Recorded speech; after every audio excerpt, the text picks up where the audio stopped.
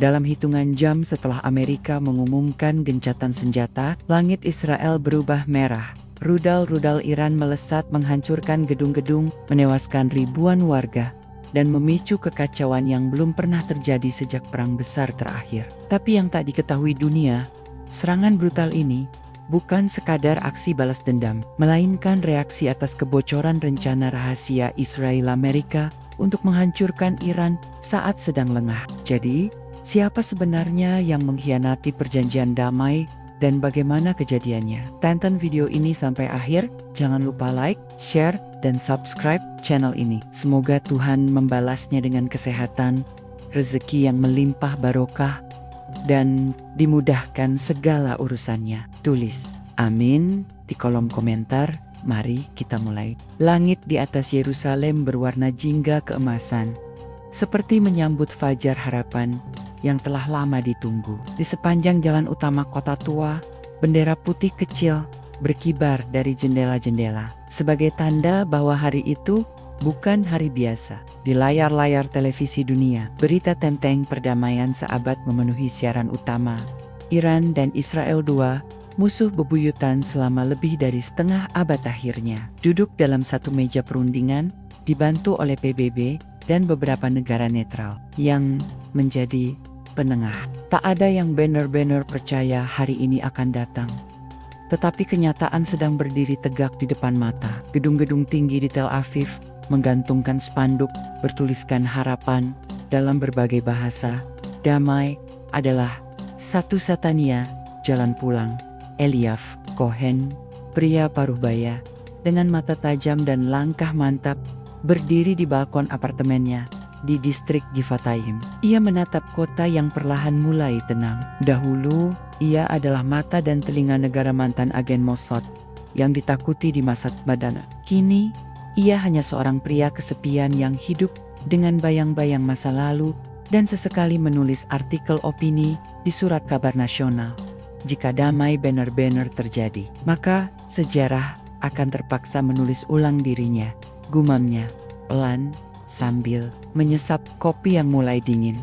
Sementara itu, beberapa kilometer dari tempat Eliav berdiri, seorang perempuan muda bernama Miriam Dafudi tengah mempersiapkan presentasinya untuk seminar perdamaian yang akan digelar di Universitas Ibrani. Ia bukan hanya seorang dokter, ia adalah simbol keberanian baru keturunan campuran Iran dan Yahudi yang tak gentar berdiri di antara dua bangsa yang saling mencurigai. Rambut hitam legamnya digelung rapi, di tangannya terselip foto ibunya yang dulu meninggal saat melintasi perbatasan dalam masa-masa gelap perang. Kalau kita terus saling membalas dendam, kapan anak-anak bisa tumbuh tanpa trauma? Ujar Miriam dalam sesi latihan singkatnya. Berdiri sendiri di depan cermin, tak jauh di selatan, di pinggiran permukiman pengungsi dekat Beersheba, seorang bocah laki-laki berusia belasan bernama Karim menggenggam erat radio tua warisan ayahnya. Ia baru saja mencuri waktu untuk mendengarkan siaran langsung tentang perjanjian damai. Sejak lahir, ia hidup di antara dinding kawat berduri dan debu. Ayahnya meninggal dalam serangan udara bertahun-tahun lalu, sementara ibunya tak pernah pulang. Dari perjalanan ke kota untuk mencari obat, Karim tumbuh sendirian, bersama bayangan dan cerita damai. Kalau benar, aku ingin lihat sendiri apa rasanya makan malam tanpa suara sirene, katanya sinis. Namun dengan harapan yang diam-diam menyelinap masuk ke hatinya. Hari itu, aula besar Perserikatan Bangsa-Bangsa menjadi pusat dunia. Delegasi dari Israel dan Iran duduk dalam jarak yang tidak terlalu jauh. Kamera-kamera dari seluruh dunia siaga. Detik demi detik dipenuhi kecanggungan. Di barisan belakang, perwakilan Amerika Serikat berdiri dengan kepala tegak. Wajah mereka tidak menunjukkan emosi, tapi mata mereka memperhatikan segalanya. Ini bukan tentang siapa yang menang atau kalah. Ini tentang masa depan yang tidak lagi dikendalikan oleh dendam, ucap Sekretaris Jenderal PBB dengan suara tenang dan lembut. Perwakilan Iran, lelaki tua berjanggut putih, memejamkan mata sejenak sebelum mengangguk. Sementara di sisi lain, delegasi Israel menundukkan kepala. Tepuk tangan membahana ketika kedua pihak bersalaman untuk pertama kalinya dalam sejarah. Dunia menahan napas. lalu menghembuskannya dalam lega. Namun, di balik layar, di ruang tersembunyi markas militer Amerika yang berada di luar kota Haifa, seorang perwira tinggi menutup layar komunikasinya dengan rahang mengeras. Segalanya sesuai. Wink. Tunggu tanda berikutnya, ujarnya kepada rekannya dari Israel yang duduk di sebelahnya. Malam harinya, di jalanan kota, pesta kecil diadakan di taman-taman umum. Anak-anak bermain kembang api. Para orang tua tersenyum lebih lepas. Di rumah sakit tempat Miriam bekerja, pasien-pasien menyimak siaran langsung dengan mata penuh harap. Bahkan Karim, yang biasanya sinis, malam itu tersenyum saat menatap langit yang bersih dari cahaya rudal. Namun, Eliav yang pernah mencicipi kerasnya dunia intelijen, tak bisa mempercayai semua ini sepenuhnya. Ia tahu, dunia politik tak pernah sesederhana. Yang di dalam dadanya, sesuatu terasa ganjil. Ia memutuskan membuka kembali jaringan lamanya. Ia menghubungi seorang sumber lama di dalam dinas intelijen. Tak lama kemudian, hanya satu kalimat muncul di layar ponselnya. Jangan percaya, gencatan. Kita sedang menabur badai. 3 hari setelah momen bersejarah di markas PBB, berita gencatan senjata diumumkan secara resmi oleh Presiden Amerika Serikat dalam siaran langsung yang disiarkan ke seluruh dunia. Dengan wajah tegas namun hangat, ia berkata, "Hari ini, bersama mitra kami, Israel, memutuskan untuk menghentikan seluruh operasi militer aktif di kawasan Timur Tengah demi memberi ruang bagi proses damai yang berkelanjutan. Ini bukan akhir, tetapi awal yang baru." Tepuk tangan terdengar dari ruang konferensi pers. Namun tak semua orang merasa lega. Di ruang gelap, di bawah tanah markas keamanan nasional Israel, di dekat Herzliya, layar-layar besar menampilkan peta interaktif Iran, titik-titik merah menyala di setiap lokasi fasilitas nuklir, markas komando militer, dan jaringan komunikasi utama. Rencana yang disebut Operasi Askelon telah dipersiapkan selama berbulan-bulan. Jenderal Amir Shalev, pria bertubuh kekar dengan rambut yang sebagian memutih, berdiri di depan peta itu. Di sampingnya, seorang perwakilan militer Amerika Serikat mengamati dengan penuh konsentrasi. "Kita buat mereka tenang, biar mereka buka pelindung." Dan saat itu terjadi. "Kita habisi semuanya dalam satu malam," ucap Shalev dengan suara pelan tapi dingin. "Kami sudah siapkan pesawat-pesawat pengintai di langit Irak. Satelit Amerika akan mengaburkan gambar dari udara. Serangan akan berlangsung tak lebih dari 2 jam. Iran tak akan tahu dari mana datangnya." Di ruangan itu, tak ada satupun yang mempertanyakan etika. Tak ada yang menyebut kata damai. Semua terfokus pada kemenangan dalam bentuk penghancuran total tanpa perlawanan. Gencatan senjata bagi mereka hanyalah permainan diplomasi. Senyuman di panggung internasional adalah topping di balik layar bilah pedang sedang diasah. Sementara itu, Eliav mulai menggali lebih dalam. Ia menemui sahabat lamanya, Noam, seorang analis komunikasi yang kini bekerja di sektor swasta. Mereka bertemu di sebuah kedai kecil di dekat pelabuhan Java.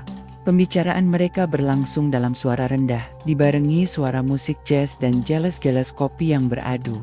"Aku rasa gencatan ini penuh kebohongan," kata Eliav membuka pembicaraan. Noam mengangkat alisnya. "Kau selalu curiga pada pemerintah, Eli. Tapi kali ini beda. Bukankah kita semua ingin damai?" Eliav menggeleng pelan. "Aku tidak bicara tentang damai yang kita semua harapkan. Aku bicara tentang permainan kotor yang biasa dimainkan oleh orang-orang di atas." Aku mencium bau operasi diam-diam. Noam menghela napas. Ia mengeluarkan tablet dan menunjukkan sebuah berkas yang ia sembunyikan di balik firewall pribadi. Data itu menunjukkan anomali trafik komunikasi antara pusat komando Israel dan markas militer Amerika Serikat di Jerman, lalu lintas pesan yang disamarkan melalui kode diplomatik. Namun terlalu sering untuk dianggap biasa. "Aku belum bisa membuktikan isi pesannya," ucap Noam. Tapi intensitasnya naik sejak pertemuan damai diumumkan. Eliav menyadari bahwa dugaannya bukan ilusi paranoia. Ada sesuatu yang disembunyikan, sesuatu yang sangat besar. Di rumah sakit tempat Miriam bekerja, suasana sedikit berubah. Pasien yang biasanya penuh amarah, kini lebih tenang. Para perawat mulai berbicara tentang masa depan. Salah satu kolega Miriam, seorang relawan dari Prancis, berkata sambil tersenyum, "Mungkin, untuk pertama kalinya, kita akan merawat luka tanpa harus memikirkan serangan berikutnya." Namun Miriam merasa ada yang tak beres. Beberapa tentara yang dirawatnya diam-diam membisikkan bahwa pangkalan mereka tetap dalam siaga tinggi. Ada helikopter yang terus latihan malam, bahkan stok medis untuk trauma berat mulai ditambah. Diam-diam, ia mendekati seorang perwira medis senior dan bertanya langsung, "Bukankah kita sudah masuk gencatan senjata? Kenapa logistik perang malah ditambah?" Perwira itu hanya menjawab dengan kalimat yang menggantung, "Dokter, kadang damai hanyalah jeda untuk mengatur peluru." Miriam tidak tidur malam itu. Karim, di sisi lain, mulai mencium aroma lain dari kenyataan. Ia menyelinap ke pos keamanan yang ditinggalkan dekat tempat tinggalnya dan menemukan tumpukan selebaran propaganda. Semua selebaran menyerukan untuk waspada terhadap pengkhianatan. Di antara tumpukan itu, ada satu pesan suara yang belum diputar di radio tua milik ayahnya. Setelah ia perbaiki perangkatnya, suara terdengar pelan tapi jelas. "Jika kamu dengar ini, artinya mereka belum berhasil membungkam semua. Perjanjian ini bukan tentang perdamaian. Ini perang dalam selimut. Percayalah, kita semua sedang diawasi." Iran tahu, Karim, ia tak tahu siapa yang meninggalkan pesan itu. Tapi firasatnya mengatakan bahwa badai belum berakhir. Ia menyelipkan rekaman itu ke dalam sakunya dan memutuskan untuk pergi ke kota mencari jawaban. Dan benar saja, di ibu kota Teheran, para pemimpin militer Iran tidak duduk diam. Mereka sudah mencium rencana jahat. Mereka tak butuh bukti lengkap, cukup dengan jejak komunikasi yang bocor, cukup dengan peningkatan aktivitas militer di perbatasan. Komandan tertinggi pasukan revolusi menatap peta dan berkata pelan, "Mereka pikir kita akan diam menunggu kematian? Tidak. Jika mereka bersiap, kita lebih siap." Malam itu, perintah disebar diam-diam ke seluruh pangkalan. Aktifkan sistem pertahanan udara, siapkan rudal balistik, siagakan drone tempur. Mereka tidak menunggu sampai dihancurkan. Mereka akan menyerang lebih dulu. Saat hari berganti di Yerusalem, semua masih tampak tenang. Namun langit perlahan berubah, bukan mendung yang datang, tapi bayangan dari ketidaktulusan. Orang-orang tersenyum, anak-anak berlarian, tapi di balik semua itu, janji-janji kosong telah disemai, dan benih pengkhianatan mulai tumbuh di tanah yang katanya akan damai. Matahari musim panas memancar terang di atas Yerusalem, memantulkan sinarnya di atas kabah-kabah emas dan beta-beta putih kota lama. Dari luar, semuanya terlihat damai. Pasar kembali dipenuhi tawa dan tanya tawar. Warga berjalan santai melewati lorong-lorong sempit sambil membawa kantong belanja dan harapan baru. Namun di dalam hati sebagian orang, tak ada ketenangan. Yang ada hanya firasat yang tak bisa dijelaskan. Firasat bahwa sesuatu sedang disembunyikan. Dan bahwa ketenangan ini bukan hadiah melainkan perangkap. Eliaf duduk di ruang tamu rumahnya sambil menatap layar komputer dengan alis berkerut. Di hadapannya, data komunikasi terenkripsi dari Noem terus dianalisis. Berulang kali ia memutar transkrip pesan-pesan diplomatik yang aneh. Pesan yang tampaknya sengaja dikirim lewat jalur militer. Bukan diplomatik biasa. Pesan-pesan itu bukan sekadar koordinasi biasa. Ada pola dalam waktunya. Dan ada jeda-jeda mencurigakan antara laporan dan balasan. Kapal logistik AS sudah tiba. Sinyal satelit dikunci. Tunggu tanggal yang disepakati. Eliaf menyandarkan punggungnya, lalu menutup layar. Ada tanggal, ada persiapan, tapi tak ada tanda dari pihak Iran. Ini bukan tentang pertahanan. Ini, ia menghela napas panjang, menatap foto almarhum istrinya di rak. "Ma, kalau aku teruskan ini, mungkin aku akan diburu. Tapi kalau aku diam, kota ini bisa menjadi abu." Ia meraih jaket kulitnya dan pergi meninggalkan rumah. Tujuannya jelas, ia akan kembali ke dunia yang ia tinggalkan bertahun-tahun lalu. Dunia kegelapan, sandi, dan pembunuhan senyap. Sementara itu, Miriam berjalan melewati lorong-lorong rumah sakit yang masih sibuk, meski tak lagi penuh sesak seperti saat perang. Di ruang anak, ia menemani pasien kecil bernama Liol, gadis cilik, penderita leukemia, yang tak pernah kehilangan senyumnya. Dokter Miriam, apakah benar? Kita sudah damai sekarang? Tanya Liol sambil menggambar pelangi di atas kertas. Miriam tersenyum, menahan sesak yang naik ke dadanya. Ya sayang, kita sedang menuju ke sana. Tapi ketika ia melangkah ke ruang farmasi, perutnya kembali terasa perih, bukan karena sakit, tapi karena kegelisahan. Ia melihat kotak-kotak obat trauma dan peralatan operasi massal ditumpuk rapi. Perlengkapan seperti itu tak mungkin dikirim. Jika pemerintah benar-benar percaya tak akan ada perang, ia mendekati kepala logistik rumah sakit dan bertanya, "Kenapa kita tambah stok seolah akan ada serangan besar?" Lelaki itu menunduk, lalu menjawab pelan, "Karena kita diminta siap. Hanya itu yang aku tahu." Saat Miriam keluar dari ruang itu, matanya menatap kosong ke arah jendela. Langit di luar tampak bersih, tapi pikirannya penuh kabut. Karim menghabiskan hari-harinya dengan mengamati orang-orang di jalanan. Ia tak sekolah, tak punya pekerjaan tetap, tapi matanya tajam dan pikirannya bekerja lebih dari anak seusianya. Ia memperhatikan iring dan kendaraan militer yang lewat di jalan belakang, yang biasanya sunyi. Ia mencatat jam-jam kedatangannya, jumlah pasukan, dan jenis kendaraan.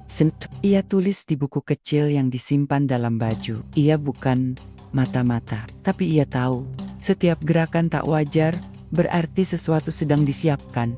Pada sore yang lengang, ia pergi ke reruntuhan bangunan tua, tempat kakaknya dulu bekerja. Ia masuk melewati lorong rahasia yang dulu hanya mereka berdua yang tahu. Di sana, ia menemukan potongan logam dengan stiker logo militer Israel dan tulisan tangan yang familiar.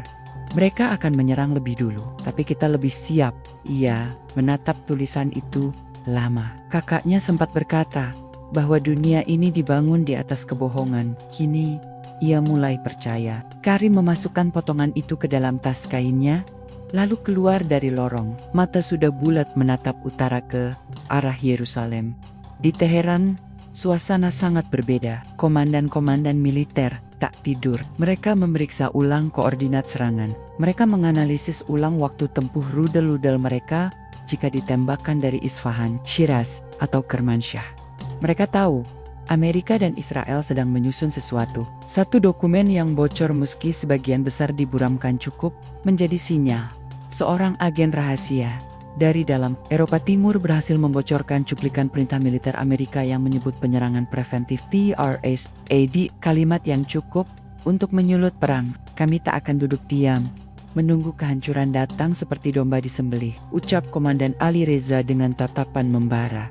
"Jika mereka rencanakan malam serangan, maka kita akan mulai perang 3 hari lebih awal." 3 hari menjelang kehancuran, seluruh dunia tetap berpura-pura. Media internasional menyiarkan berita penuh optimisme. Anak-anak belajar menggambar perdamaian. Keluarga mulai menabung untuk liburan lintas negara. Tapi di ruang-ruang rahasia, bom sedang disiapkan. Koordinat dipasang, dan perintah akhir tinggal menunggu anggukan kepala. Eliav pulang malam itu dengan wajah pucat. Ia sudah berhasil mengakses server internal melalui celah sistem lama yang ia tahu masih belum ditutup. Ia menemukan rencana penuh operasi Ashkelon, nama, waktu, sasaran. Ia menatap layar sambil bergetar. Kata-kata itu menamparnya seperti palu. Eksekusi tanggal 19 bulan ini. Fasilitas utama, Fordo, Natanz, dan Bandar Abbas, operasi bersama AS. Serangan dimulai pukul 2 pagi waktu lokal. Tangan Eliav mengepal. Ini bukan gencatan. Ini pengkhianatan global. Hari itu, langit Yerusalem sangat cerah. Tapi bagi mereka yang mendengar bisik-bisik kebohongan, langit tampak terlalu tenang untuk dipercaya. Dan di suatu tempat di bawah langit yang sama, jari-jari sedang menggenggam tombol peluncuran. Malam sudah dekat, dan besok bukan lagi tentang hidup, tapi tentang siapa yang bisa bertahan. Langit malam di Yerusalem malam itu tidak menyimpan bintang, hanya gelap yang dalam, menggantung sunyi di atas kota yang baru saja tertidur dalam ilusi damai. Di taman-taman kecil, beberapa keluarga masih menggelar tikar, mengisap rokok terakhir. Sebelum tidur, sambil menatap langit kosong yang dulu mereka takuti, Tapi kini mereka percayai telah jinak. Tidak ada yang menyadari bahwa dalam 1 jam ke depan, sejarah akan tercabik dan semua keyakinan yang mereka genggam akan luluh lantak dalam sekejap. Pukul 2:07 dini hari, suara pertama datang. Seperti petir yang tidak didahului hujan, ledakan besar mengguncang selatan Tel Aviv, jendela-jendela pecah. Lampu-lampu jalan padam serentak. Sirena baru menyala 30 detik setelah ledakan pertama. Terlambat, sangat terlambat. Orang-orang yang sedang tertidur melompat dari kasur, panik dan bingung. Sebagian besar tak tahu harus lari kemana. Tidak ada aba-aba, tidak ada peringatan. Yang ada hanya cahaya oranye menyala di langit malam. Disusul suara seperti dunia sedang patah dua. Eliav sudah bangun jauh sebelum ledakan pertama.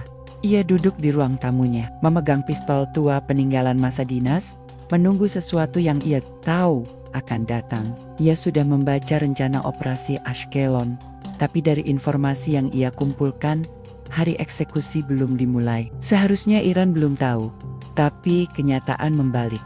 Ledakan pertama mengguncang bangunan apartemennya. Ia terlempar dari kursi, kaca, jendela menghujam dinding di belakangnya. Dalam sekejap, listrik padam. Ia merangkak ke arah dapur, mengambil ransel darurat yang sudah ia siapkan sejak seminggu lalu. Ini bukan Israel yang menyerang, ini Iran lebih dulu.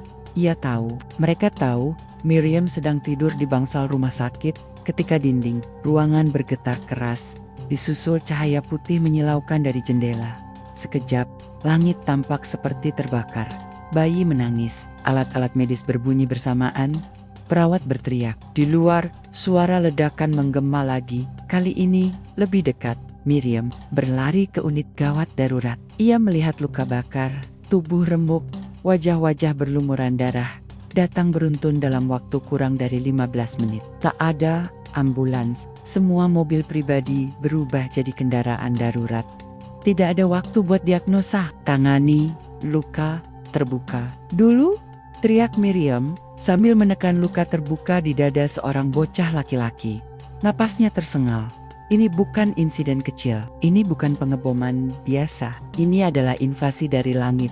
Di Beersheba, Karim terbangun karena suara gemuruh yang mengguncang bumi. Tanah di bawah rumah reotnya retak. Ia keluar hanya untuk melihat cahaya merah melintasi langit dan jatuh di barat daya kota. Wajahnya pucat, tapi matanya tidak menunjukkan panik. Ia hanya berkata lirih, "Mereka membalas.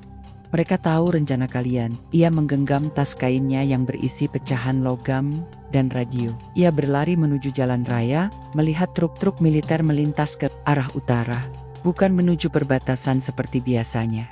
Yerusalem pasti akan jadi target dalam waktu 2 jam. Rudal-rudal jarak menengah Iran telah menghantam lebih dari 25 lokasi strategis di seluruh Israel. Pangkalan udara Ramat David, instalasi komunikasi Negev, pas radar Haifa, dan bahkan markas pertahanan di Tel Aviv. Sebagian besar rudal melewati sistem Iron Dome. Iran tidak hanya menggunakan rudal konvensional. Mereka menggunakan swarm drones pesawat tanpa awak kecil yang melampaui batas sensor. Israel tak siap, dan yang paling mencengangkan adalah rudal yang jatuh hanya 2 km dari Knesset, parlemen Israel. Bangunan tua dan rumah-rumah di sekitarnya terbakar. Beberapa anggota parlemen yang masih tertidur tidak pernah terbangun kembali. Keesokan paginya, dunia terdiam. Berita utama dari seluruh media internasional menggunakan judul yang sama. Iran meluncurkan serangan besar ke Israel, gencatan senjata resmi hancur. Tapi, tidak ada yang tahu kenapa Iran tiba-tiba menyerang. Tidak ada pernyataan resmi, tidak ada klaim balas dendam, hanya keheningan. Amerika Serikat bereaksi cepat. Armada kelima digerakkan ke Teluk Persia. Washington mengutuk keras serangan Iran, tapi di belakang meja, mereka tahu ini bukan serangan membabi buta. Presiden Amerika mengetuk meja, rapat dengan jari gemetar. Bagaimana bisa? Mereka tahu kita belum bergerak. Di Yerusalem, Eliav keluar dari reruntuhan apartemennya dan melihat kota yang ia cintai tak lagi utuh. Ia berjalan ke arah barat, menuju tempat yang menurutnya masih aman. Sepanjang jalan. Ia melihat wajah-wajah asing dalam penderitaan yang sangat dikenalnya. Tangisan anak-anak, tubuh-tubuh tertutup debu. Suara lirih memanggil nama-nama yang tak dijawab. Ia pernah melihat ini di Damaskus, di Gaza, di Beirut, tapi ia tak pernah membayangkan semua akan kembali ke sini, ke tanah ini. Ia menatap langit yang belum terang sepenuhnya, lalu berbisik, perdamaian hanyalah penundaan yang dipalsukan. Sekarang semua topeng itu terbakar. Miriam duduk di lantai lorong rumah sakit, bersandar pada dinding yang retak. Di tangannya, darah mengering. Ia sudah bekerja lebih dari 9 jam, tanpa berhenti. Ia kehilangan 3 pasien anak-anak hari itu, dan masih banyak lagi yang akan datang. Ia menutup matanya, bukan untuk tidur, tapi untuk menghapus bayangan terakhir, sebelum cahaya pertama tadi malam berubah jadi api neraka. Satu suara perawat memanggilnya. "Dokter, kita kehabisan oksigen untuk tuang bayi." Miriam bangkit. Luka-luka belum sempat sembuh, tapi perang tak memberi waktu untuk pulih. Karim sampai di Yerusalem 2 hari kemudian. Kota itu belum pulih, tapi ia menyelinap ke reruntuhan barat kota dan mulai mengumpulkan suara. Ia tahu kebenaran sedang dikubur hidup-hidup, dan ia bersumpah akan menemukannya. Udara di Yerusalem berubah, bukan hanya karena asap yang menggantung di langit, tapi juga karena rasa percaya yang mulai retak. Tidak ada yang tahu siapa yang memulai, siapa yang membalas, atau siapa yang masih bisa dipercaya. Yang mereka hanyalah satu, mereka ditinggalkan dalam gelap 3 hari setelah malam tanpa bintang. Kota ini tak lagi sama. Gedung-gedung runtuh seperti tumpukan kartu. Rumah sakit tak sanggup menerima korban baru. Listrik padam di sebagian besar wilayah. Internet mati total. Jalanan penuh dengan reruntuhan, dan di sela-sela puing tubuh-tubuh membeku dalam keheningan. Suara helikopter, sirene, dan teriakan silih berganti. Di bawah reruntuhan inilah 3 takdir mulai bersilangan. Eliaf tersesat di antara lorong-lorong kota yang hancur. Ia tidak mencari tempat berlindung. Ia mencari jawaban. Setelah mengamankan salinan data operasi Ashkelon dalam USB kecil yang disembunyikan di ikat pinggangnya, ia berjalan menuju rumah Noam temannya. Analis komunikasi yang pertama kali mengonfirmasi bahwa pesan-pesan militer disamarkan dalam sinyal diplomatik. Namun rumah itu sudah rata dengan tanah. Eliaf menggali dengan tangannya sendiri. Debu menutupi wajahnya, tapi ia tak peduli. Di batu bata dan kabel-kabel, ia menemukan jam tangan Noam. Retak, berdarah, tapi masih berdetak. "Maaf, Noam, kau benar," bisiknya. Gemetar.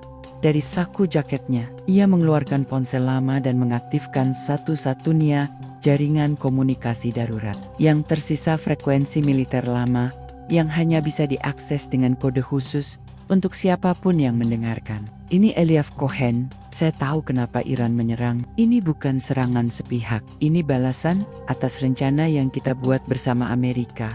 Suara gemetar, namun ia tahu kata-katanya sedang direkam. Dan jika sampai ke tangan yang tepat, dunia akan tahu bahwa serangan itu bukan tanpa alasan.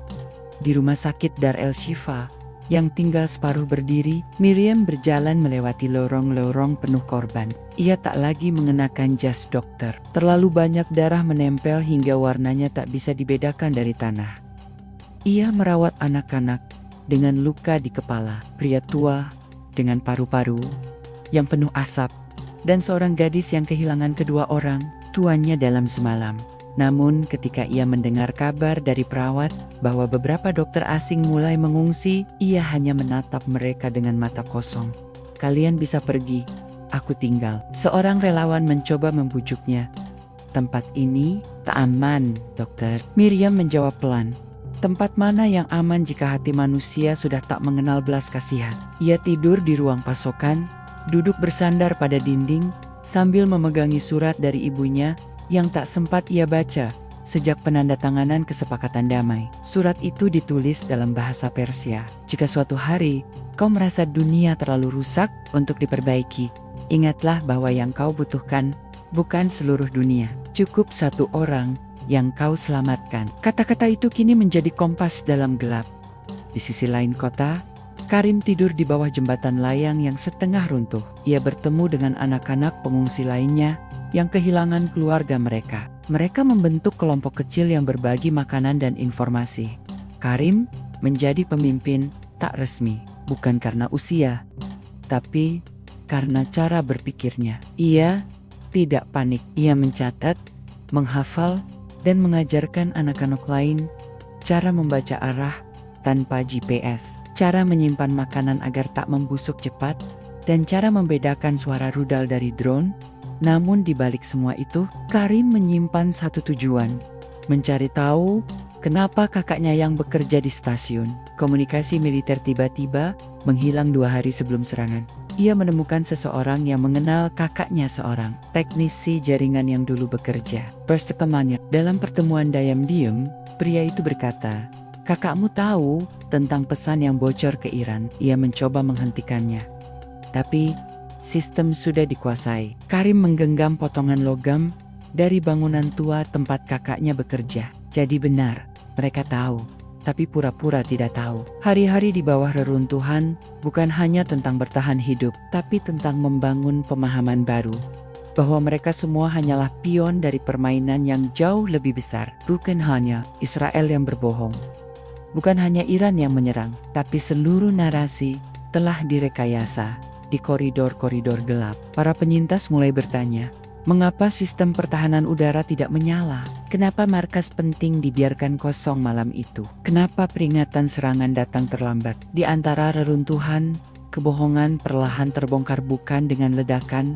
tapi dengan bisikan. Dan bisikan itu, bila dikumpulkan, bisa menjadi badai. Suatu malam, Eliaf dan Miriam bertemu tanpa sengaja di luar rumah sakit. Eliaf datang mencari informasi tentang korban serangan, sementara Miriam sedang mengantar jenazah bocah yang tak dikenal ke ruang pendingin yang rusak. Mereka saling memandang. Dalam diam, "Aku tahu siapa kamu," kata Miriam lirih. Mosot. Eliaf tak menyangkal. Ia hanya berkata, "Aku tahu kenapa kota ini hancur, dan aku butuh bantuanmu." Miriam tertawa pahit. "Kau pikir aku masih percaya pada kata-kata siapapun yang pernah berdiri di balik senjata?" Eliaf menunduk. "Aku juga sudah berhenti percaya, tapi kalau kita diam, semua ini akan terjadi lagi. Di Tempat Lane, di waktu lain, pada anak-anak lain." Setelah hening panjang, Miriam mengangguk. "Apa yang harus kita lakukan?" Eliaf menyerahkan USB kecil ke tangan Miriam. "Buka ini." "Tapi bukan di sini." "Pergilah ke Gaza. Mereka punya jaringan bawah tanah yang tidak disadap. Hanya dari sanalah kita bisa membocorkan kebenaran ke dunia." Miriam menyimpan USB itu di balik beranya, menatap Eliaf sekali lagi, lalu pergi tanpa berkata sepatah kata pun. Bab ini diakhiri dengan suara dari radio gelombang pendek yang menyala di reruntuhan sekolah. Ini bukan akhir, ini baru awal. Mereka menyembunyikan sesuatu, dan kebenaran tidak bisa dikubur selamanya. Dan di bawah reruntuhan, di antara abu dan batu, secercah harapan mulai menyala. Ada kalanya kebenaran tidak muncul lewat teriakan, melainkan lewat desahan napas orang-orang yang tersisa. Di kota yang telah berubah jadi puing, suara-suara itu mulai berkumpul. Mereka belum bisa membangun rumah, tapi mereka mulai membangun pertanyaan. Dan di tengah reruntuhan itulah, jejak kebocoran mulai ditemukan, bukan oleh negara, bukan oleh intelijen, tetapi oleh mereka yang justru ditinggalkan. Eliaf bergerak dalam senyap. Setelah memberikan USB berisi dokumen operasi Ash pada Miriam, ia menghilang dari radar. Ia tahu tak bisa muncul di tempat terbuka. Namanya sudah masuk dalam daftar pengkhianat. Bukan karena ia menyerang negaranya, tapi karena ia mencoba menyelamatkannya dari kehancuran yang lebih besar. Ia menyamar sebagai pengungsi, menempang truk bantuan dari lembaga swadaya masyarakat yang menuju perbatasan selatan. Di bawah tumpukan makanan, ia membawa flash disk kedua salinan dari yang ia serahkan pada Miriam. Satu-satunya tujuan Eliaf sekarang adalah menemukan siapa yang membocorkan rencana Israel Amerika ke Iran, karena jika informasi itu sampai ke tangan musuh lebih cepat dari jadwal serangan, berarti ada mata di dalam tubuh sendiri, dan pengkhianat di dalam rumah lebih berbahaya dari ribuan tentara di luar tembok di Gaza. Miriam tiba dengan tubuh penuh debu dan hati yang hampir mati rasa. Ia menyusup masuk ke wilayah yang bahkan tentara Israel enggan dekati. Tapi di sanalah tempat terakhir yang belum disentuh propaganda. Lewat jalur medis dan koneksi lamanya dulu ia pernah menjadi relawan di wilayah ini, Miriam akhirnya berhasil menemui seseorang yang selama ini bekerja di jaringan komunikasi bawah tanah Palestina. Sal, seorang pria berusia 30-an dengan rambut acak dan mata seperti taring serigala, memandang SB di tangan Miriam. "Apa ini, Kebenok?" jawab Miriam singkat. Mereka masuk ke ruangan bawah tanah yang tersembunyi di balik tumpukan kasur dan obat-obatan. Di sana, komputer tua dengan sambungan satelit ilegal masih hidup. Miriam menyerahkan flash disk itu. Sal mulai mengurai data di dalamnya. Ia membaca ulang, menatap layar, lalu menoleh ke Miriam dengan wajah pucat. Ini bukan hanya rencana perang. Ini pengkhianatan terhadap seluruh proses damai, bahkan terhadap rakyat mereka sendiri. Pekorkan. Segera, pinta Miriam. Kalau kami bocorkan dari Gaza, mereka akan bilang ini hoax, propaganda musuh, jawab Sal. Kami butuh seseorang dari dalam Israel untuk mengaku. Sementara itu, Karim menemukan fakta yang mengubah hidupnya. Setelah menyusuri jejak kakaknya, ia menemukan catatan harian yang disimpan dalam bentuk audio di dalam ponsel tua yang dikubur dalam kaleng logam. Suara kakaknya masih jelas datar, dingin, tapi penuh tekanan. Mereka pikir, "Aku tak tahu, tapi aku sudah baca log pesan mereka. Serangan terhadap Iran sudah disepakati. AS akan menyediakan ilusi damai. Israel akan menyerang saat Iran menurun pertahanan. Aku harus menyelamatkan data ini, harus kubocorkan keluar. Iran harus tahu, kalau tidak, mereka akan hancur total tanpa kesempatan membalas." Karim jatuh terduduk, tangannya gemetar. Kakak, dialah yang membocorkan rencana itu, bukan karena ia membenci negaranya, tapi karena ia melihat kebohongan terlalu dalam untuk didiamkan. Kini semua masuk akal. Iran menyerang lebih dulu, karena tahu mereka akan dihancurkan. Dan karena satu orang, satu suara kecil, mereka berhasil mencegah akhir yang lebih mengerikan. Tapi harganya mahal. Kakaknya menghilang. Mungkin sudah dibungkam. Eliaf akhirnya bertemu kembali dengan Miriam dan Sal. Mereka berkumpul dalam sebuah bangunan tua di Rafah. Malam itu, mereka menyalakan proyektor, menampilkan isi dokumen operasi Ashkelon. Sal membaca pelan, hampir seperti membaca kitab suci kematian. Target, fasilitas nuklir Iran. Eksekusi dalam 2 jam setelah penandatanganan damai. Media akan diarahkan ke narasi serangan defensif. Jika Iran menyerang lebih dulu, kampanye opini akan digerakkan. Iran hancurkan perdamaian. Tujuan akhir, melemahkan Iran, mempertahankan dominasi wilayah, memicu simpati global. Miriam menunduk. Tangannya mengepal. Kita tidak dijajah, kita dijual. Eliaf mengangkat kepala. Dan yang membocorkan ini bukan dari luar, tapi seseorang dari dalam anggota komunikasi. Seorang teknisi, kakaknya Karim. Suasana hening, lalu Sal berkata, "Kita tak bisa diam." Malam itu, rekaman suara kakak Karim, transkrip lengkap, operasi rahasia, dan bukti kebohongan dikirim ke 4 titik. Media independen di Jerman, jurnalis lepas di Norwegia, organisasi HAM di Turki, dan 1 saluran anonim di dark web. Dalam waktu 12 jam, dunia mulai gaduh. Laporan pertama muncul dari situs investigasi independen, disusul oleh jurnalis investigatif Eropa. Dalam sekejap, narasi Iran menyerang secara brutal mulai berubah. Muncul pertanyaan-pertanyaan. Apakah Iran benar-benar menyerang tanpa alasan? Mengapa AS dan Israel berencana menyerang duluan? Siapa yang menginginkan perang ini lebih dari perdamaian? Israel membantah. Amerika terdiam, tapi publik tak diam. Protes pecah di Berlin. Demonstrasi meledak di Washington. Di Tel Aviv sendiri, warga mulai mempertanyakan siapa sebenarnya yang menghancurkan kota mereka, rudal Iran atau pemimpin mereka sendiri. Karim menulis dalam jurnalnya, "Kakakku disebut pengkhianat, tapi dia menyelamatkan ribuan nyawa. Kami dibesarkan untuk percaya pada negara, tapi kadang Kebenaran ada di luar pagar-pagar suci itu. Dan di kejauhan, dari reruntuhan kota, sekelompok orang mulai berjalan bukan untuk membalas, tapi untuk bersaksi. Ruang komando utama Markas Keamanan Nasional Israel sunyi senyap. Tidak ada lagi dentingan piala atas perdamaian. Tidak ada pidato-pidato berapi dari para menteri. Yang ada hanya layer-layer besar yang memutar ulang video, laporan media internasional, dan analisis serangan balik Iran yang kini perlahan mendapat pembenaran dari dunia.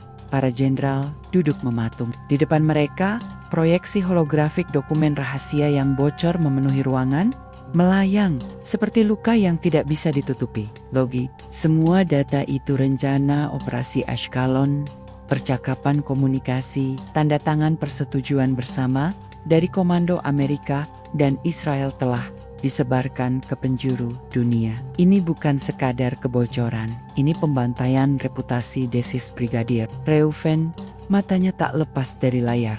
Perdana Menteri yang selama ini menjadi wajah kampanye damai Israel menoleh pelan. Temukan siapa yang bocorkan ini, sekarang juga. Di sisi lain, Yerusalem Karim bersembunyi di ruang bawah tanah, rumah seorang jurnalis senior. Ia menggenggam ponsel tua milik kakaknya, memutar ulang rekaman suara yang kini telah viral di seluruh dunia. Jika kalian mendengarkan ini, mungkin aku sudah tidak ada.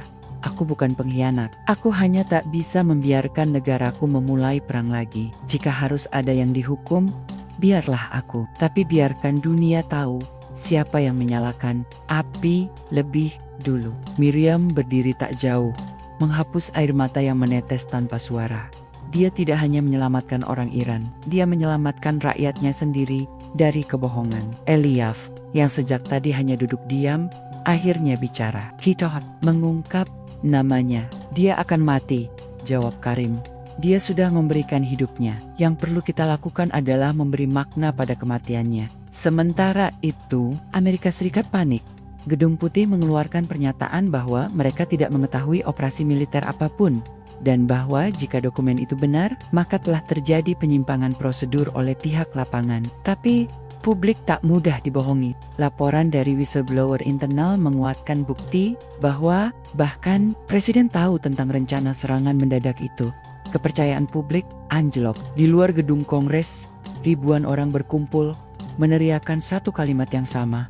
Kami tidak butuh lagi. Di Tel Aviv, kantor pusat Mossad mulai menyusun daftar orang-orang yang punya akses terhadap operasi Ashkelon. Mereka tahu informasi itu tidak mungkin bocor dari luar, harus dari internal, harus dari seseorang yang dulu bekerja dalam sistem, tapi akhirnya melawannya.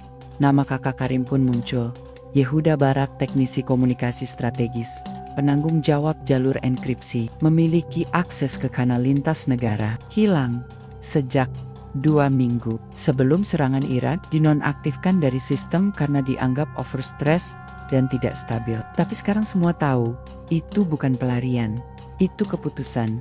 Apa yang harus kita lakukan? Tanya salah satu direktur. Seseorang menjawab, pelan, kita tidak bisa membunuh narasi. Miriam, Karim, dan Eliav akhirnya duduk bersama di sebuah studio siaran online yang tersembunyi bersama jurnalis internasional. Mereka menayangkan sesi wawancara tanpa sensor. Miriam duduk di depan kamera, menatap langsung ke lensa. Saya warga Israel, saya dokter, saya kehilangan pasien, rumah, dan kepercayaan saya pada pemerintah. Tapi, yang lebih menyakitkan adalah saya kehilangan rasa bangga atas kebenaran. Hari ini, saya ingin memberi suara bagi seseorang yang memilih kebenaran meski harus mengorbankan segalanya. Lalu, Karim maju. Suaranya gemetar, tapi matanya menyala. Dia kakakku. Dia bukan pengkhianat. Dia orang yang menolak menjadi bagian dari kebohongan. Jika Israel adalah rumah kami, maka kami harus bersihkan rumah ini dari dalam. Seluruh wawancara viral dalam waktu 1 jam. Di Jerman, ribuan warga turun ke jalan dengan poster bertuliskan, Yehuda adalah martir kebenaran. Di Tehran, pemimpin tertinggi Iran menyatakan bahwa serangan mereka adalah tindakan membela diri. Untuk pertama kalinya, pernyataan mereka dipercaya oleh komunitas internasional. Dan di Tel Aviv sendiri, suara rakyat mulai memecah sunyi. Para veteran perang, keluarga korban serangan balik Iran, bahkan jurnalis mainstream mulai berani bersuara. Kami tidak bisa hidup dalam ilusi yang kami ciptakan sendiri. Namun, perlawanan dimulai.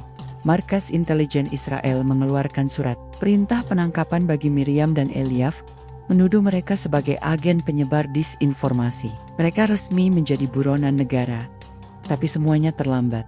Kebenaran sudah terlepas dari sangkarnya. Seorang bocah di Gaza, anak dari tetangga Karim, yang dulu kehilangan seluruh keluarganya, menatap langit malam dan bertanya, apakah besok masih akan ada bom? Karim menunduk, lalu menjawab, mungkin. Tapi, sekarang, orang-orang mulai tahu siapa yang memegang pelatuknya. Tak ada yang benar-benar tidur malam itu, dari Ramallah hingga Yerusalem. Dari Teheran sampai Washington semua terjaga, menanti apa yang akan terjadi setelah dunia mengetahui siapa sebenarnya pemantik perang. Tapi bukan rudal yang jatuh kali ini, melainkan reputasi yang hancur berkeping seperti kaca dilempar ke batu. Dan dari puing-puing kepercayaan, api perlawanan mulai menyala. Di sebuah tenda pengungsi di utara Gaza, Karim menggenggam tangan Miriam. Di luar, suara generator dan bayi menangis bersahutan. Tapi yang paling menusuk adalah suara para pengungsi yang berdiskusi tentang nama Yehuda Barak. Bagi mereka, nama itu bukan lagi milik seorang teknisi komunikasi. Nama itu kini menjadi simbol bahwa bahkan di jantung negara yang menyerang mereka, masih ada orang yang tidak membenarkan kebohongan. Lihat ini, ujar seorang relawan sambil menunjukkan layar ponsel. Ada mural Yehuda di dinding kamp pengungsi Lebanon. Orang-orang mulai menggambar wajahnya di mana-mana. Miriam Tekjia. Air matanya jatuh, tapi bukan karena sedih. Dia berhasil. Dia tak dibunuh. Namanya hidup. Namun, di Tel Aviv, situasi memburuk. Pemerintah menolak bertanggung jawab. Mereka menyalahkan infiltrasi sistem, menuding aktor asing, bahkan menyebut bocoran itu sebagai perang informasi Iran. Tapi rakyat sudah tak percaya. Aksi damai menjelma menjadi gelombang massa. Demonstrasi melumpuhkan pusat kota. Spanduk bertuliskan, kami tidak mau jadi alat perang. Kebenaran bukan pengkhianatan. Kami lebih baik hancur karena jujur daripada kuat karena bohong. Di tengah massa, Eliav berdiri di atas mobil terbakar. Ia berbicara lantang ke arah kerumunan.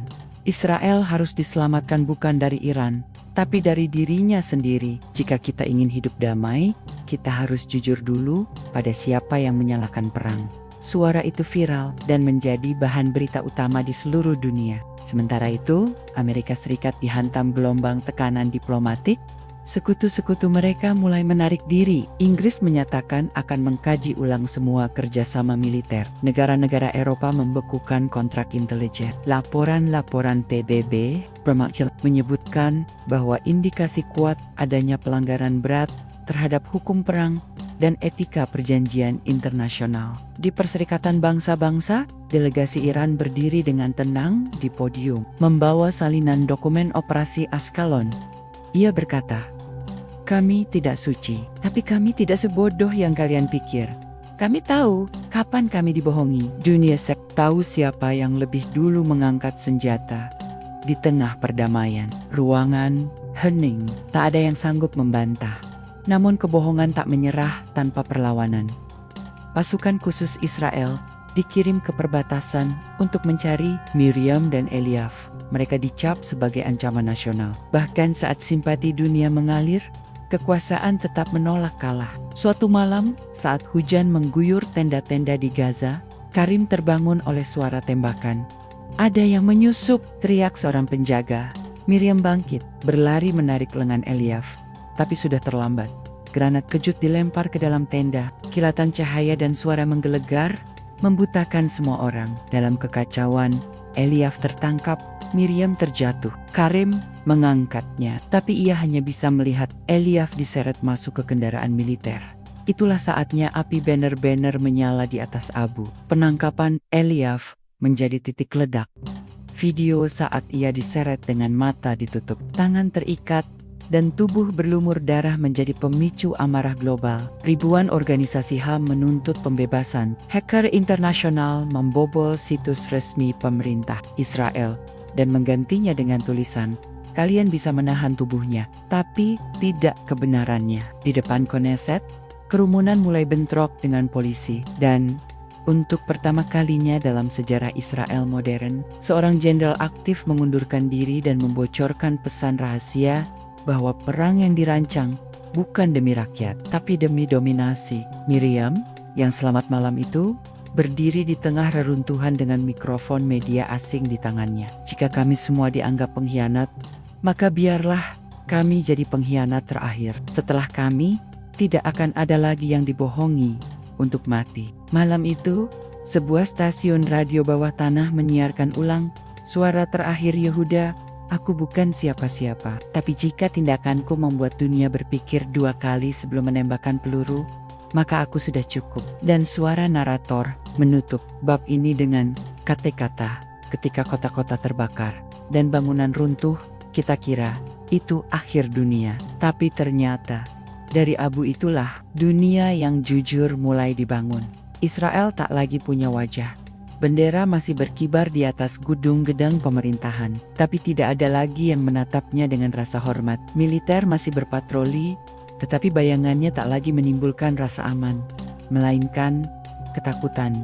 Media internasional menjuluki situasi ini sebagai krisis identitas nasional terbesar dalam sejarah modern. Bukan karena kehilangan wilayah, bukan karena kekalahan perang, tapi karena rakyatnya sendiri tak lagi percaya siapa yang mereka ikuti. Di dalam sel sempit di bawah tanah penjara rahasia Beersheva, Eliav duduk dengan kepala tertunduk. Sudah lebih dari 7 hari ia diinterogasi, tapi belum satu pun jawaban keluar dari mulutnya. Seorang perwira muda masuk, meletakkan berkas di meja logam yang dingin. "Kau tidak menjawab, maka izinkan aku yang bicara." Ia membuka berkas. Di dalamnya ada foto-foto demo, tangkapan layar video Yehuda, mural-mural wajahnya di tembok-tembok luar negeri, hingga surat terbuka dari tokoh-tokoh dunia. "Lihat ini, kau pikir dunia akan menyelamatkanmu? Dunia hanya mencintai kisah mereka, akan melupakanmu." Begitu bab berikutnya datang, Eliav menatap tajam. "Aku tidak butuh diselamatkan. Yang aku butuh adalah agar dunia tidak kembali dibohongi." Perwira itu menghela napas panjang. "Kau lebih bodoh dari yang kukira," dan meninggalkannya dalam gelap. Sementara itu, di Yerusalem, kursi-kursi kekuasaan mulai goyah. Miriam, yang masih buron, muncul secara virtual dalam forum PBB yang disiarkan ke seluruh dunia. Wajahnya tampak lelah, tapi sorot matanya tak berubah. Jujur, lantang, dan tak gentar, ia bicara mewakili para warga sipil yang selama ini disrisrei dalam konflik para pemimpin. "Kami dibunuh 2 kali. Pertama, oleh bom. Kedua, oleh kebohongan yang membuat bom itu terlihat perlu." Pernyataan itu disambut keheningan.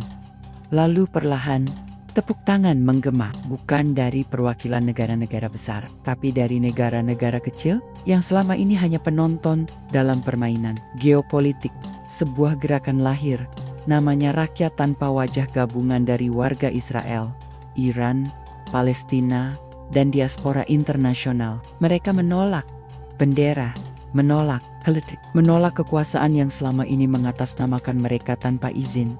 Moto mereka sederhana: "Jika kebenaran tak punya negara, maka biarlah kami jadi negaranya." Mereka bukan partai, bukan milisi, tapi mereka mulai menduduki kantor-kantor media, menyusup ke sistem informasi, dan mengungkapkan setiap kebohongan baru dengan data. Setiap kali pemerintah mencoba menutup satu mulut, 1000 akun baru muncul di Tehran. Reaksi pemerintah Iran pun berubah. Setelah sempat dielu-elukan, kini mereka mulai dituduh melakukan hal yang sama, menyembunyikan niat perang, memperalat rakyat, dan menyusun propaganda. Presiden Iran dipaksa mundur, rakyat menggulingkan beberapa jenderal, dan untuk pertama kalinya ada rapat terbuka antara aktivis dari Iran dan warga Israel yang melintasi batas menggunakan jaringan terenkripsi. Miriam hadir dalam rapat itu meski lewat layar. "Kita semua korban skenario yang sama," katanya, dan salah satu aktivis Iran menjawab, "Mungkin untuk pertama kali kita tidak lagi saling membenci." Namun, kekuasaan tak tinggal diam. Di Washington, rapat darurat digelar di ruang bawah tanah Gedung Putih. Para petinggi berbicara tentang kendali informasi, proyek stabilisasi regional, dan kebutuhan akan narasi baru. Seseorang berkata, jika kita tidak bisa kontrol cerita ini, kita akan kehilangan kendali dunia. Jawaban presiden waktu itu hanya satu kalimat, mungkin kita memang pantas kehilangannya. Krisis bukan lagi tentang Israel dan Iran, tapi tentang dunia yang mulai muak dengan negara-negara besar yang menganggap rakyat hanyalah pion. Dan di tengah keruntuhan itu, satu generasi baru lahir. Mereka tak percaya pada peta lama. Mereka tak mau tunduk pada sejarah yang ditulis oleh pemenang. Mereka lahir tanpa wajah, tapi membawa cahaya yang selama ini ditutupi. Karim, yang kini menjadi penulis dan aktivis digital, menerbitkan buku pertamanya, Yehuda, Negara yang Ia Bangun Sendiri. Buku itu tersebar tanpa dijual, diunduh jutaan kali, diterjemahkan dalam 20 bahasa. Dan di halaman terakhir, Karim menulis, "Kami hidup di zaman di mana sebuah negara bisa dihancurkan oleh seorang teknisi, bukan karena dia punya senjata, tapi karena dia memilih untuk tidak diam. Tak ada letupan, tak ada tembakan, tak ada sirina. Dunia tidak berakhir dengan dentuman. Ia hanya berhenti percaya beberapa bulan setelah penangkapan Eliav. Penjara Beersheva tak lagi dijaga, bukan karena ia dibebaskan, tapi karena tidak ada lagi yang ingin menjaganya. Satu persatu penjaga menghilang, tidak datang, tidak ingin jadi bagian dari narasi yang sudah patah. Hingga suatu pagi, pintu sel terbuka begitu saja. Eliav berjalan keluar. Tak satu pun peluru mengejarnya. Tag 80. Tangan yang merantai. Ia keluar, menyeberang halaman penjara yang sepi, dan mendongak ke langit. Untuk pertama kalinya sejak lama, ia melihat burang-burang terbang di atas dinding kawat besi. Miriam menjemputnya di luar. Karim ikut bersama rombongan aktivis media. Saat Eliav naik ke dalam mobil van tua itu, ia tidak bicara. Ia hanya memeluk Miriam erat dalam diam dan Karim bertanya, "Apa kau akan bicara di forum rakyat nanti?"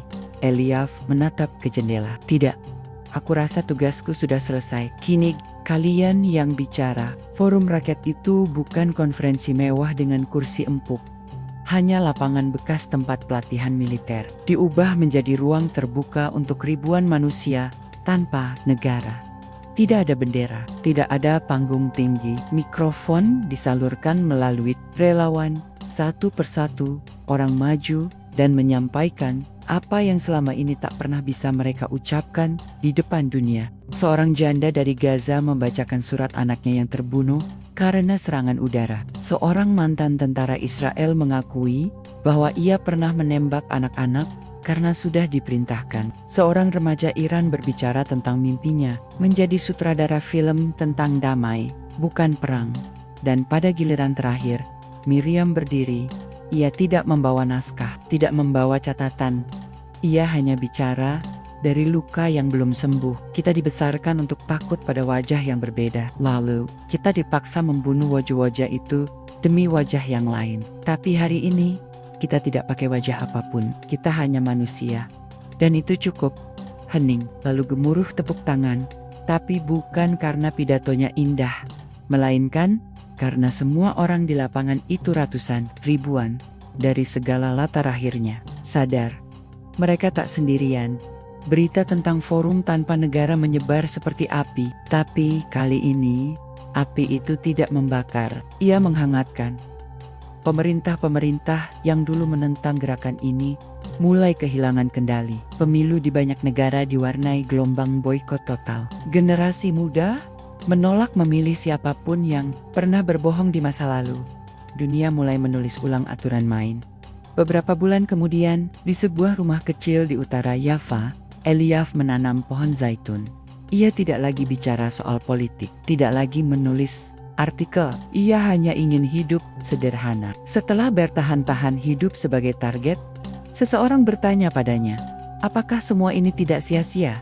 Toh, perang belum berhenti? Orang masih saling benci?" Eliav hanya menjawab, "Tapi sekarang orang tahu itu salah.